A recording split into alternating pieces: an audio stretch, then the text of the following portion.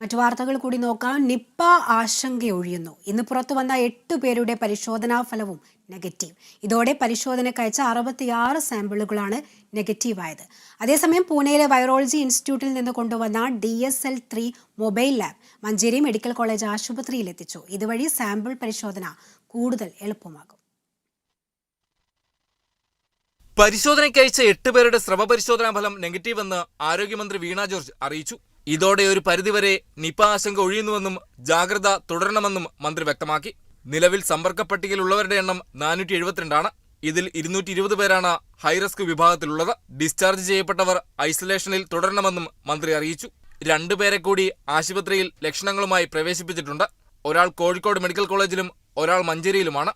നിലവിലാകെ 8 പേരാണ് ഇപ്പോൾ മഞ്ചേരി, കോഴിക്കോട് മെഡിക്കൽ കോളേജുകളിൽ ചികിത്സ തുടരുന്നത്. രോഗപ്രതിരോധ പ്രവർത്തനങ്ങളുടെ ഭാഗമായി എല്ലാവരും മാസ്ക് ധരിക്കുന്നത് തുടരണമെന്നും മന്ത്രി നിർദ്ദേശിക്കുന്നു. പാണ്ടിക്കാട്, ആനക്കയം ഗ്രാമപഞ്ചായത്തുകളിൽ സർവേ പൂർത്തിയായെന്നും മന്ത്രി അറിയിച്ചു. അതിനിടെ പൂനെയിലെ വൈറോളജി ഇൻസ്റ്റിറ്റ്യൂട്ടിൽ നിന്ന് കൊണ്ടുവന്ന DSL-3 mobile lab Manjeri medical college ആശുപത്രിയിൽ എത്തിച്ചു. ഇതുവഴി സാമ്പിൾ പരിശോധന കൂടുതൽ എളുപ്പമാകുമെന്നാണ് വിവരം. Kerala vision news, Kozhikode.